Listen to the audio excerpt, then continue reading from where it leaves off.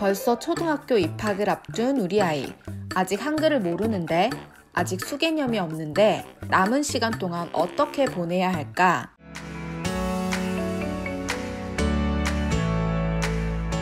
안녕하세요. 육아 코딩 놀이 전문가 민주 선생님입니다. 이제 한 달도 남지 않은 초등학교 입학 또는 7살이 된 우리 아이를 위해 오늘은 초등학교 입학 전에 이것만은 준비하자로 이야기를 나눠보겠습니다. 이전 영상에서도 말씀드렸듯이 민주 선생님이 지금 임신 중인데 조산기로 상황이 좋지 않아서 촬영에 어려움이 있어서 이렇게 목소리만 나가고 있어요.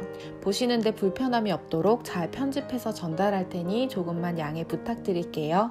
자, 벌써 2월이 되었어요. 초등학교 입학을 한 달 앞둔 부모님들도 계시고 또 이제 7살이 되어 마지막 어린이집, 유치원, 졸업반이 된 친구들의 부모님도 계실 거예요. 아무래도 1년 남겨두고 영상을 보시면서 준비 과정을 거치면 아이에게 훨씬 도움이 될 수 있겠죠. 아직 시간이 많이 남았다 미루지 마시고 1년 동안 천천히 훈련할 수 있도록 해주세요. 본격적으로 초등학교 입학 전에는 어떤 준비를 해야 하느냐? 첫 번째는 역시나 가장 걱정이 많으신 한글 교육 쓰기 단계까지는 시작하자. 12월부터 부쩍 한글 교육 영상을 많이들 보시고 입학 앞둔 부모님들이 한글 교육 자료 요청도 굉장히 많이 주셨어요. 아무래도 부모님들 입장에서는 한글이 가장 조급한 마음인 것 같아요. 실제로 초등학교 1학년을 3년 동안 담당하신 선생님과 간담회를 진행해보고 또 초등학교 입학해서 1년을 보낸 친구들을 만나 이야기를 나눠보았는데도 현재 초등학교에서는 받아쓰기가 없어지고 알림장 또한 온라인화 되었다고 하니 서두르지 않아도 된다고 하셨고 1학년을 마친 친구들 또한 한글에 대한 스트레스는 생각보다 크지 않아 보였답니다. 하지만 어떤 초등학교에서는 한글의 기본은 하고 오는 것이 좋다라고 공지를 하는 경우도 있다고 하더라고요. 또한 받아쓰기나 알림장은 어려움이 없으나 실제 과제에서는 한글 쓰기 과제가 많다는 피드백도 있었어요. 교육 과정을 살펴보면 처음 입학 후에 낱말 따라쓰기, 자음자 모양 읽기 쓰기, 모음자 모양 읽기 쓰기, 받침이 있는 글자 짜임 읽기 쓰기 이렇게 첫 단계부터 배우게 됩니다. 물론 실제로 첫 단계부터 배워나가기 때문에 아이가 어느 정도 한글에 관심을 갖는 시기이고 읽고 쓰는 것을 시도하는 정도라면 괜찮은 곳도 있지만 학교 분위기에 따라서는 어느 정도 수준을 요구하는 곳도 있으니 아이가 입학하게 될 초등학교의 분위기를 실제로 파악해서 준비하는 것이 가장 도움이 될 것입니다.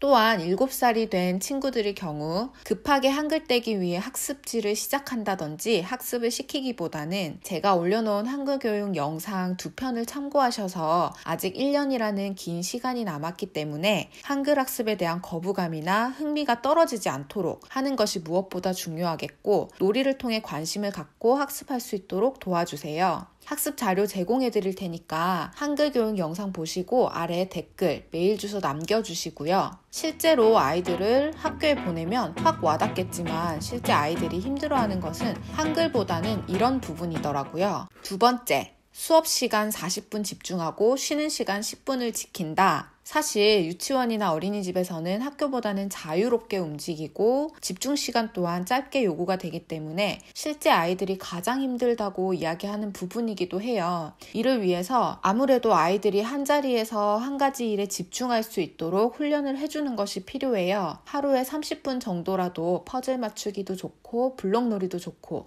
색칠하기, 가위질 등등 어떤 것도 좋으니 움직이지 않고 집중할 수 있는 시간을 가져보세요. 자, 세 번째는 자기 물건 챙기는 연습을 한다. 40분을 집중하고 10분 쉬는 시간이 주어지는데 이때 아이들이 스스로 이전 수업했던 것들을 정리정돈하고 다음 시간 수업 준비를 해야 하고 필요한 수업 자료도 챙겨야 하죠. 또한 하교할 때 자기 물건을 챙기고 집에서 챙겨온 준비물을 또 꺼내고 모두 스스로 해야 하는 일이기 때문에 지금부터는 집에서도 어린이집, 유치원 갈 때나 외출할 때 챙겨야 하는 물건들, 준비물, 또 자기 놀이했던 자리 뒷정리까지 스스로 하는 연습이 꼭 필요합니다. 이게 실제로 아이들이 생각보다 어려워하고 잘 안 되는 친구들이 많은데 시기적으로도 친구들에게 인기 있는 아이가 되기 위한 기본적인 자세, 태도라고 볼 수 수 있기 때문에 척척 잘 해내는 아이로 연습시켜주세요. 개인 물품을 잃어버렸더라도 어린이집이나 유치원처럼 선생님이 한 명 한 명 신경 써주는 시스템이 아니기 때문에 더더욱 필요하다는 학부모님의 피드백도 있었습니다. 자, 네 번째는 용변 조절과 처리하는 연습을 한다. 저도 기관에서 일을 할 때 7살 아이들을 보면 스스로 화장실 다녀오고 대변을 본 후 닦을 수 있는 친구들도 있었지만 졸업하기 직전까지 닦아줘야 하는 친구들도 꽤 많았어요. 그런데 짧은 10분 안에 이전 수업 정리정돈하고 다음 수업 준비까지 하고 화장실도 다녀와야 하잖아요. 뒤처리를 하지 못해서 난감한 친구들이 있으면 안 되겠죠. 실제로 닦지 않은 친구들도 있고 쉬는 시간에 집에 와서 하고 갔다는 친구들도 있고 참는 친구들도 있고 우프지만 어려움을 겪는 친구들이 굉장히 많다고 해요. 위생이나 건강을 고려해서 아이가 그냥 닦는 정도가 아니라 스스로 깔끔하게 처리할 수 있도록 하고 손 씻기까지 교육이 필요한 것 같아요. 또한 7살까지는 화장실을 가고 싶을 때 언제든지 자유롭게 다녀올 수 있는 환경이었다면 학교에서는 쉬는 시간을 활용해야 하는 규칙이 있기 때문에 쉬는 시간에는 꼭 화장실을 다녀올 수 있도록 사전에 반복적으로 알려주시고 이해를 시켜주시는 것이 좋을 듯 합니다. 5번째, 하루 있었던 일을 전달하는 연습을 한다. 초등학교 입학하고 1년을 보낸 학부모님들이 공통적으로 하셨던 피드백입니다. 이전에 어린이집이나 유치원을 다닐 때에는 아이가 어떤 놀이를 하는지, 하루 기분과 컨디션이 어땠는지, 친구 관계는 어땠는지, 어떤 부분에 어려움이 있었는지 등등 매일매일 수첩과 담임교사의 직접 전달로 또 궁금할 때에는 언제든지 전화를 해서 물어볼 수 있는 시스템이었는데 학교에 갔더니 80% 이상 아이에게 전달을 받아야 하고 아이가 설명하는 것이 대부분이다 보니까 학교 생활을 제대로 하고 있는지에 대한 걱정이 많이 되신다고 하시더라고요. 그렇다고 매번 담임교사에게 개별적인 연락을 하기도 애매하고 그렇기 때문에 지금부터라도 아이가 보낸 하루 일과에 대해서 소통하는 시간을 가져보는 것이 좋겠고 아이가 전달하는 이야기를 아직까지는 어린이집 유치원 담임교사에게 확인할 수 있는 부분이기 때문에 우리 아이가 자기 표현이 어느 정도까지 가능하구나를 미리 파악해 두시는 것이 좋겠습니다.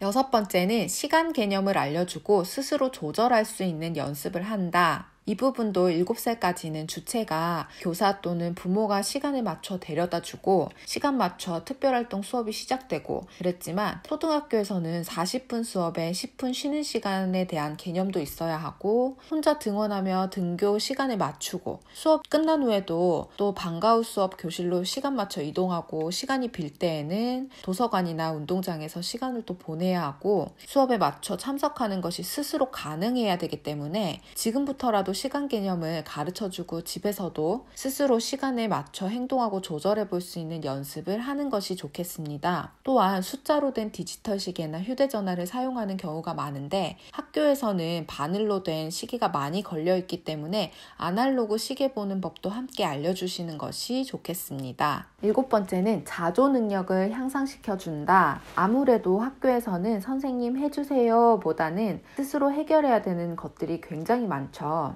그런데 아이들의 시선에서 보았을 때 자조 능력이 뛰어난 아이들이 굉장히 인기가 있고 자조 능력이 좀 낮은 친구들이 무시당하는 경우가 많더라고요. 예를 들어 화장실 뒤처리도 그렇고 운동화 끈 묶기, 우유값 따기, 뚜껑 열기, 젓가락 사용 등등 이런 스스로 잘 해내는 모습을 보였을 때 친구들에게도 인정받고 잘하지 못하면 애긴가 그것도 못해? 이런 말들을 서슴없이 하고 반복되다 보면 어쩔 수 없이 낙인 찍히는 경우들이 많더라고요. 마음이 상하겠지만 선생님이 사사건건 개입해서 훈육을 할 수 있는 부분도 아니기 때문에 뭐든 스스로 할 수 있도록 자조 능력을 키워주시는 것은 또래 관계 형성에도 굉장히 중요한 역할을 할 수 있다는 것을 꼭 기억해 주세요. 자, 마지막 8번째는 안내 받으셨겠지만 학교 입학 전에 필수 예방접종을 확인한다. 부모님께서는 입학 전에 자녀의 필수 예방접종을 꼭 완료해야 합니다. 예방접종 도우미 홈페이지에서 확인하실 수 있으니 꼭 확인하셔서 여기 표시된 필수 예방접종은 완료해 주세요. 예방접종 도우미 홈페이지 바로 가기는 제가 영상 더보기란에 링크 걸어둘게요. 자, 이렇게 해서 아이들 학교 생활이 좀 더 즐겁고